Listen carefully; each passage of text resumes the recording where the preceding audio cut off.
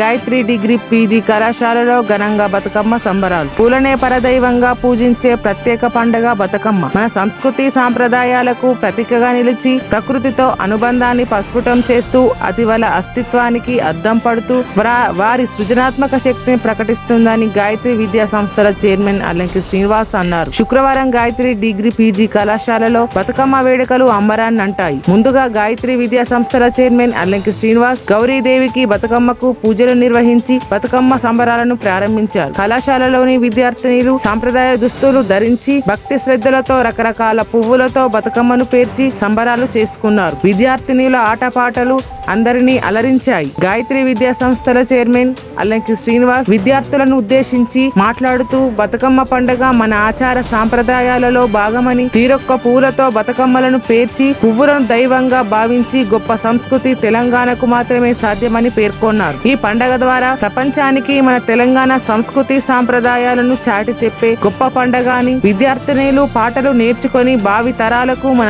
ఆచార సంప్రదాయాలు తెలియజేయాలని సూచించారు. విద్యార్థినులకు సద్దుల బతుకమ్మ దసరా శుభాకాంక్షలు తెలియజేశారు. అనంతరం విద్యార్థినులకు బహుమతులు ప్రదానం చేశారు. ఈ కార్యక్రమంలో ప్రిన్సిపల్ జె రాజేందర్, అధ్యాపకులు, విద్యార్థినులు పాల్గొన్నారు.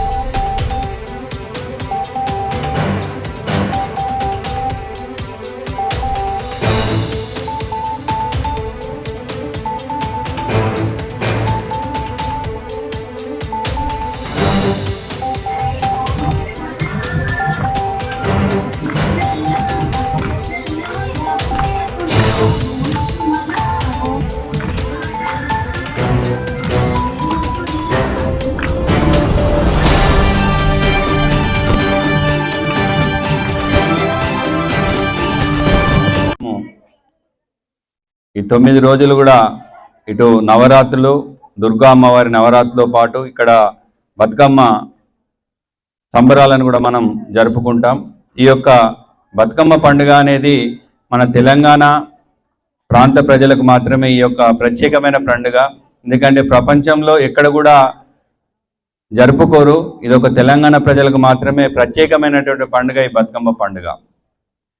తెలంగాణ జానపద గేయ రూపంలో తెలంగాణ యొక్క జీవన శైలిని, తెలంగాణ యొక్క ప్రజల యొక్క జీవన విధానాన్ని, అదేవిధంగా ముఖ్యంగా ఆడపడుచుల యొక్క కష్ట సుఖాలను ఇవన్నీ కూడా తెలియజెప్పే విధంగా మన ఈ యొక్క బతుకమ్మ పాటలు రూపొందించబడినాయి.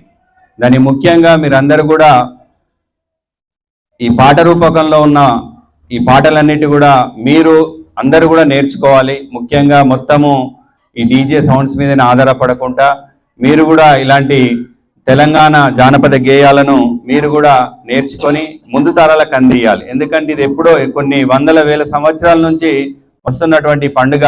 అప్పటి పాటలు కూడా ఇప్పటికీ జీవం పోస్తున్నాయి. ఎందుకంటే ఆ తరం వాళ్ళు మనకు అందించారు. కాబట్టి మీరు ముందు తరాలకు ఈ యొక్క సంస్కృతి సాంప్రదాయాలను అందించాల్సిన అవసరం ఉన్నది. కాబట్టి మీ యొక్క ఈ సంస్కృతిని ముందు తరాలకు అందించాలన్న ఉద్దేశంతో ఈ యొక్క కళాశాలలో బతుకమ్మ సంబరాలను నిర్వహించడం జరిగింది.